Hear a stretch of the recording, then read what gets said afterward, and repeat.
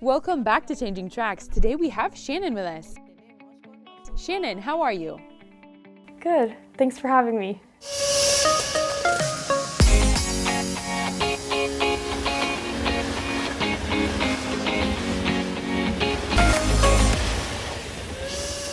Could you tell us a little bit about yourself? Where are you from? What is your family like? I'm Shannon. I'm from Pennsylvania. I have a small family of just my parents and my brother. We grew up in a Catholic household, but it wasn't a deep faith that we had. We mainly go to Mass on Sundays, and my parents were involved in leading like Sunday school groups, and my dad was in the Knights of Columbus, like the men's group. So we would kind of be there for the social aspects of the faith, but never really anything outside of Sunday school and Mass. And at home, didn't really practice much of my faith either. Maybe prayed before I went to bed, but that was about it. Did your faith continue the same during high school as well? Yeah, for most of my life, I'd say. I would go when I was younger, so I went to a public school, and so there was never any faith in that either.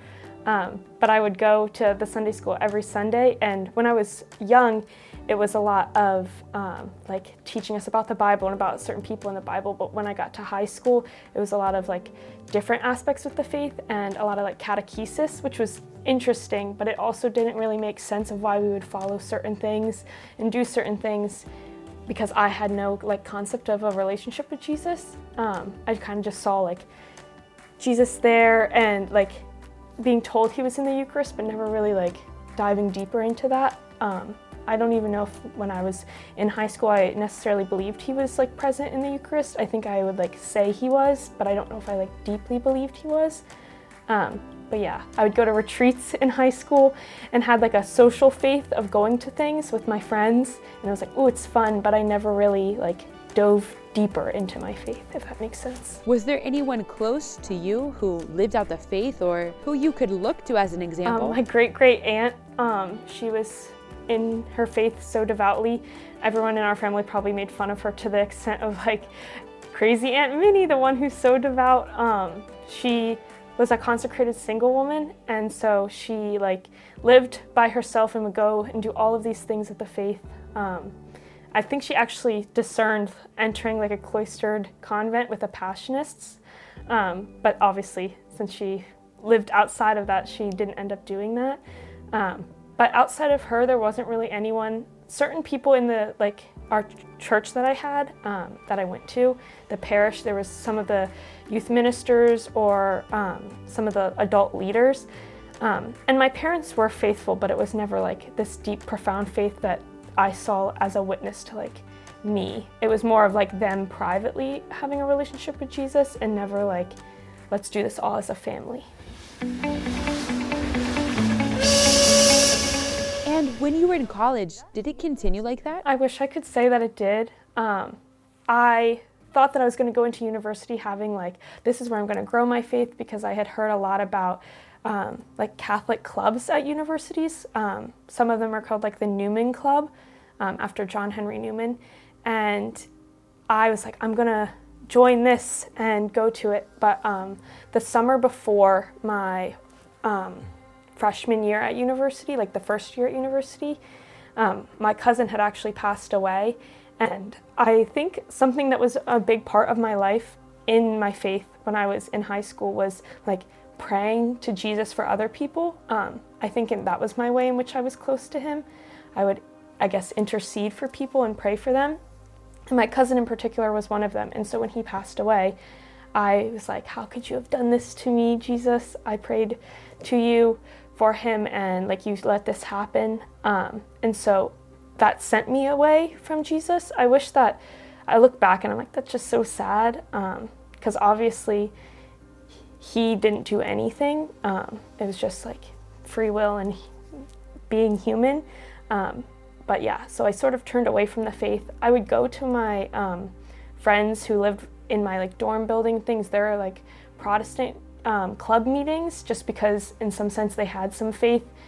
But it felt more like I was just hanging out with Christian friends than it was like being close to Jesus, if that makes sense.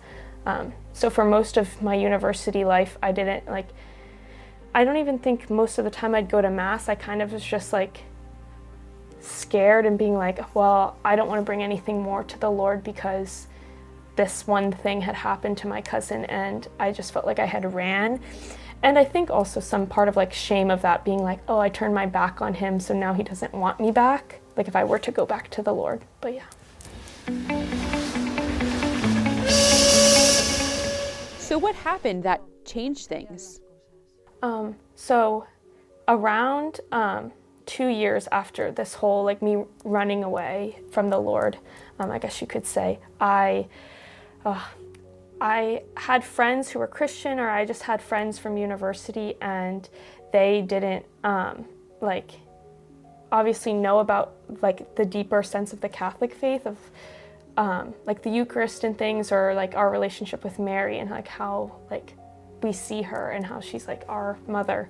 And so I felt like super alone, one, with like any sort of faith that I had left of like, I don't know, I feel like in a sense I still had like the moral faith within me, even if I didn't practice it as much.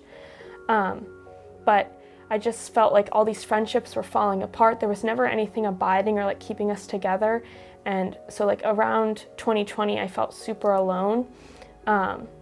I actually ended up trying to decide whether I wanted to leave university and go home or if I would stay. And I just remember there was this like overpowering like sense of like dread for just anything, and almost depression in a sense, I would say. I just felt like nothing was worth it, and I was just like, I just feel so alone, even with like being around certain friends or certain people. It's just like, I just feel so lonely. And I just got this sense of like a whisper in my head, and I knew it wasn't my own voice, because this just like calming peace washed over me, and it was just this voice that had said, you are never alone. I'm with you always and have been with you like throughout all of this. So that like was a sense of the past 2 years in which I had turned my back. Jesus was there. I just felt like it was him calling out to me, being like, I have never abandoned you. And so after that, I remember going to my mom being like, I need to go back to Mass, but I didn't know, like, because it was during 2020, there was some places that wouldn't have Mass, some churches. So I was like trying to find when I could go next. And even after that a little bit, I ended up deciding to go back to university in the fall. And I was still fighting of like, should I be here, should I not? Because all these friendships that I had that were falling apart, like they didn't really exist anymore. So I was like, I still feel lonely here, even though I'm trying to like grow closer to Jesus. But then I ended up making this decision to email the Catholic president of the Catholic club at my university, and she's so lovely. She got back to me and was like, we'd love for you to come to our meeting. And so truly through that, like the Lord called me back to him through the community, but it was like him who reached out to me first, being like, you're not alone, like I have you. So, starting again at college, was it the Catholic club that helped you to go forward? Definitely. That after I had that moment with Jesus in which he like said, you're not alone, this Catholic club was able to like provide the community sense of not being alone, but also like there was a purpose behind why we were all like together. It wasn't just meaningless friendships. It was like Catholic community. We ate meals together, we watched movies together, we talked about the faith and like our struggles and like, oh, I'm dealing with this or I'm stressed about this, and like provided things that were meaningful of like, we'll pray for you. And just, they were all so intentional, and I just felt seen and wanted. And I was like, I didn't even know that that's what I wanted to feel until I felt it from them. There was even like this retreat we had, and that was actually probably the retreat in which I had confession for the first time in like years. Because when I was younger, I didn't see it as like a thing. It was like our first confession, and then after that never really went again, I think. Maybe once or twice on retreats. But that was a moment in which they were not only bringing me back to like community and back to like true friendship and back to Jesus, but they were bringing me back to the sacraments, which was so beautiful. How was your first confession, your first real confession? Oh, it was beautiful. I think I even have a selfie that I took after it because I just felt so joyful and so at peace. I remember the thing that made me the most nervous was telling the priest like at the beginning, it's been however long since my last confession, and I told him, like, to be honest, I don't know how long it's been. I know it's been over this many years. And he was like, that's okay. And I just felt such immense peace. I was like, I don't even remember all of the things that I've done since my last one, but I knew that, like, what I was taking to him, like, he was, like, the Lord was taking, and he was cleansing me of my sins. And it was just so incredible. I just felt like, it almost was like I'm back in the faith, if that makes sense, because I don't know, there's maybe something with guilt of what had happened when I turned my back on the Lord, but also feeling like I was this child, sort of like the prodigal son that had come back and was like, I don't want to upset you, so I'm just gonna, like, not create a ruckus. But I felt like he was like, please come to confession, like, I want to, like, let you know that you can be, like, forgiven, like, I can have mercy on you. Yeah. So what did you do after that? Well, actually, I started getting more involved in the Catholic club. I would go to the small groups. I was involved in, like, different meetings and events they had, especially their service events.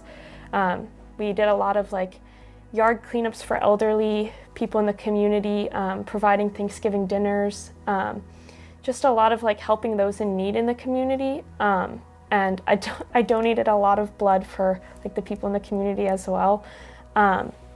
Which was always just so fun to serve with other Catholics, because it wasn't just this is for us, it was our faith is for others as well. And then following that, the next year I was able to actually become the service chair of the club. And so, like, went from not even being in the club to completely, like, being super involved in, like, helping lead different things. And I just felt like it was God's providence to be like, you're not alone, there's all these people. And some of the, like, girls that I'm friends with now, like my closest friends, I got from that club, really have just grown my faith and getting more involved in small groups, which are like Bible studies or different studies on, like, saints and their works and teachings. Just so good. Do you feel that you're a member of the church? I do, yeah. And what would you say to someone who feels a bit alone outside, similar to what you went through? I'd just say that you're wanted, and that, like, all of us have gifts and talents that we can provide to the church. I mean, we're all unique in different ways, and so, like, you're always needed. Even if you think, oh, that job's already being done, there's still more people to reach out to, more work to do, and that the Catholic Church can expand and can grow to reach other people and new people, but also, like, you're just needed. I don't know how else to put it besides, like, there's never enough hands, and that, like, we can always use another pair of hands to help reach other people. Looking back at those years when you were far from the Lord, how would you compare them with how you are now? So I would say, in a sense, what I was then, I felt so, like, lonely, almost like worthless, which is so sad, because I'm like, why would I ever think that about myself? But there's definitely people who think that about themselves, and it's not true. I was believing all these lies of, like, my value and dignity of, like, what I could provide, if I was doing enough for friendships, or if I was doing enough for, like, any work that I could do. But, like, my relationship with Jesus, like, knowing who he says, like, I am, it's a lot of, like, despite what you do or say, or, like, who you are, like, you have worth and value no matter what you do or say, just because you're, like, his child, but also because you're human. Each person has that dignity and that value. And I think that that's something that I probably saw in other people, because I wanted to serve others still when I was away from the faith.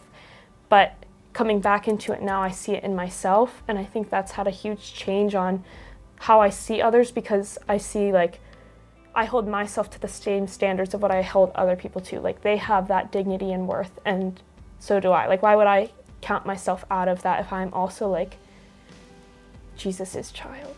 Yeah. Are you excited for what the future holds? I am. I am doing mission work right now, which is amazing. And I don't know if I'm called to do a second year, but I know the Lord will work that out with me in prayer.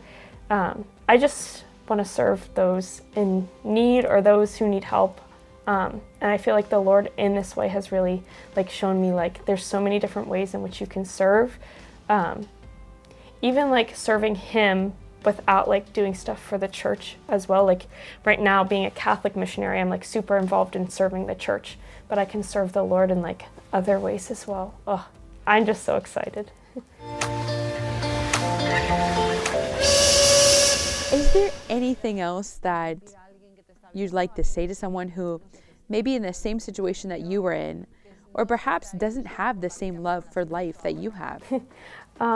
Just that, like, the Lord is going to, like, time it perfectly, in which, sorry, I'm like, I just started talking and I had no idea what I was saying there for a second. Just that they have their own, like, as I was saying earlier, inherent dignity and value, and that, like, their life is worth living, their life matters, and that their talents can be used for, like, good. It's just like, even if you don't feel the Lord like present there, He is there. And even if you've turned and run away, like you can always come back. Or even if you don't know Him at all, I know a lot of people might not even have any sort of understanding or relationship with Jesus, but just that like He provides truth and value and worth that is eternal and infinite, and that almost we can't even fathom. But yeah, I've just felt like since believing what is said in the Bible and what He says about us as like people, I felt more peace and like full joy than I ever did before. And that has to mean something, because this has lasted much longer than anything like in the past has ever provided. And it just gives you hope even for the future of like, if I feel this now, like what's heaven gonna feel like? But yeah. Last question. Is there anything that helps you persevere in the faith? Perhaps a book, the Bible, a phrase, a quote? What helps you to keep going? I love reading the Bible because there's different experiences in it of like the different stories. There's so many different people that you can relate to, especially knowing that they were real people. But also I just love journaling to the Lord. I have this journal where I'm like, Dear Jesus, and it might seem quite childish in a sense, but it's almost like a way in which you can write out your thoughts and get them out to Him, like as if you're praying to Him. But it really feels like personal and unique, because it's like, oh, I'm writing a little note to Him. Yeah. And I would also say that looking at like some of the saints and just the ways in which like they grew their relationships with Him. I know that a lot of them have such wisdom, but also they have such humanity in their books, and sometimes we can feel like, oh, well, they're a saint, so I can never be like them, but they were human like us. So that can be us too. Shannon, thank you for being with us today and sharing your testimony. Hopefully, your way of sharing it, talking about it, will help others to persevere in the faith. Thank you. Oh, thank you.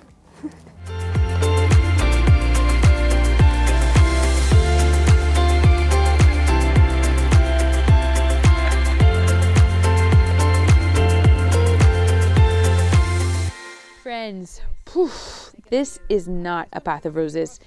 Persevere in the faith. Feel that you're close to the Lord. Well, yes, it can be a path of roses. And how is that? Because we are accompanied by Mary, our mother. Sure, everything has its difficulties, of course, but when we find our support where we really should, that is, in Mary, our mother, and in Jesus and God, our Father, then yeah, it becomes a path of roses. So why not? Thank you. Thank you for being with us today.